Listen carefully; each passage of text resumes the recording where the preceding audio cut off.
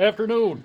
I'm Red, and I'm back with, well, it was supposed to be a step-by-step installation of a cold air intake on a 2017 50th anniversary, if you want to call it that, V6 Camaro. It's my wife's car. Yeah, I know it's a V6. She likes it a lot, gets good fuel mileage. She takes it back and forth to work. She ain't got to worry about it. Anything happens, it's completely replaceable, and she still gets that sports car feel without all the big bills. So she likes it. We decided to do a cold air intake. The boy decided to do something nice Christmas time. Get her the Airaid full intake with the box and everything else. And well, my camera failed when I tried making the step-by-step. That was like a 45-minute video because I was going step-by-step.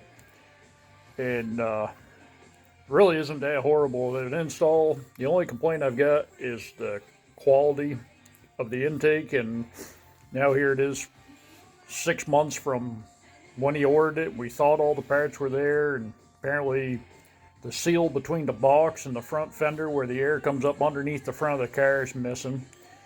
But I don't think it'll affect it too horribly. We haven't noticed any change to the car because I haven't got around to unplug the battery and let it reprogram to it, and the car hasn't been pulled out for spring yet. Still needs a bath, still needs to be cleaned up, and she's got to register it and all that fun stuff. But I just thought I'd go over a few quick points here about this intake that I did or didn't like.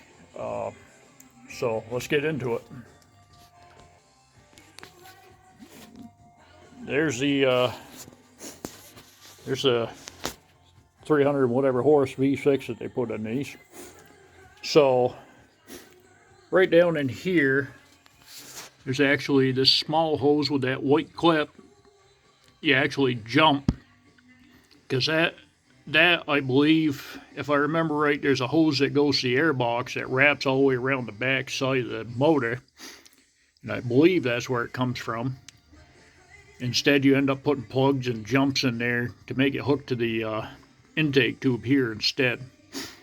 Not a bad deal, pretty easy to put together. I made sure it was nice and snug.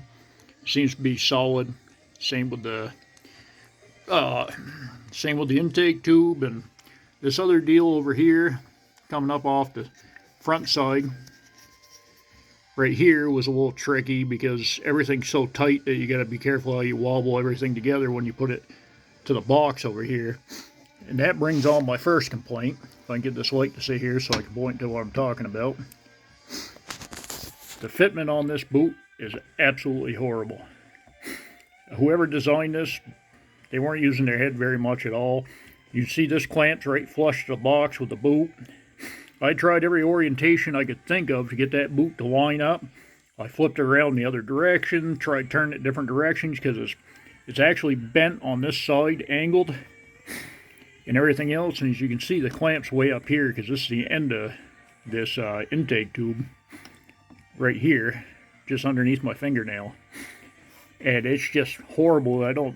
Me personally, I don't like the fact that that overlaps like that, especially when there's a channel for this intake tube clamp to sit in. So why you need all this extra rubber here when it's not even at the right angle? I mean, the thing, if you look at it all the way around, it doesn't line up correctly. It's like sitting cockeyed at an angle, and it just looks stupid. I could probably trim it, but I don't know. Maybe a project for later.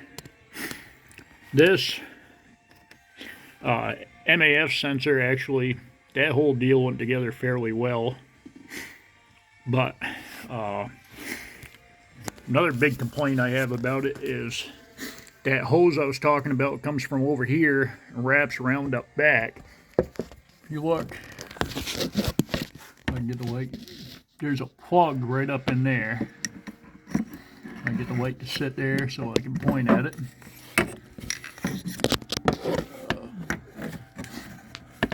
Great. So let's do it like this.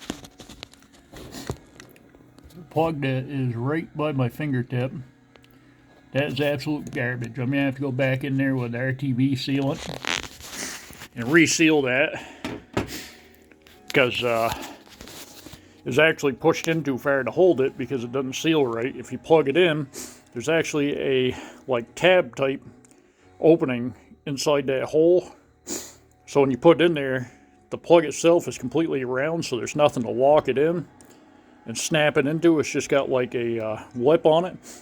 And then once you pop it all in, it's tight back there. I ripped my hand open because there's a zip tie sticking out back there you can't see. But once you pop it all in, looks tight and everything else. You push against it, it feels tight. You put your finger against the top and it just falls right out. So I jammed it in there just so we're able to move the car around for the meantime. Until I get a minute to fix it, I'm just going to put some RTV sealing around it. Just seal it up so it doesn't fall out and don't collect crap in there. Give mice a chance to get in there while the car's in storage. So moving on to the next thing. Unfortunately, that's closed up already and sealed and everything else. I don't really feel like taking it out. I mean, it looks decent, but I mean, it doesn't really sit in there all that great. Sits on the tabs that the original airbox does, but doesn't drop in like that. It literally just sits in there. So like the only thing holding that in there is literally the hood. And me personally, I'm not a fan of that whole deal because, I mean, Christ, well, you want your hood taking that kind of abuse if this thing starts vibrating going down the road. Granted, it's only a V6, but get on a bumpy road or something, that thing's going to start rattling like a bastard. But overall, I mean, it was kind of pricey being a full intake. Like I say, the boy did it being nice for Christmas, wanted to do something nice for her car, and couldn't really afford to do an exhaust at the moment, so he thought it'd be cool putting an intake in it, and I think he did a good job ordering. I mean, it's just too bad that the company did a shit job designing. So like this Airaid emblem, you put that on, it literally falls right off. I had to put some contact sealant to it to hold that on. And yeah, we'll see how it does once I reprogram the computer there with the battery unplugged so I can meet up to it and see what it does. And like I say, it's only got like 50,000 miles on it, nothing horrendous. And you see it's pretty clean, been taken care of, all that fun stuff. But like this whole deal, this looks pretty smooth. I looked down inside of it, and I mean, it looks like a smooth flow system, except that little kink right there. For whatever reason, they designed that with that. I would have thought it'd been smooth the whole way. This boot up here, really smooth install, fits perfect, not a problem. Only thing's kind of janky is, like I say, when you put this, and this all in at the same time, I found it was easier to slide it in there loosely and then plug the other two in. I don't remember how the instructions said it, but I don't think you were supposed to do it that way. It just worked easier that way. And the other thing is before I forget, if you do anything like this to one of these cars, the back side of this tab right here, there's a pull tab that comes out. And when I pulled the factory intake out, I actually had to pull it all the way out and flip it over. There's a hidden tab you can't see or feel under there inside the first one. It's like a smaller one inside of it. You can't see it, feel it, nothing. So I had to wrestle with it for a minute, and I ended up actually shutting the camera off because I couldn't figure out how to get it out.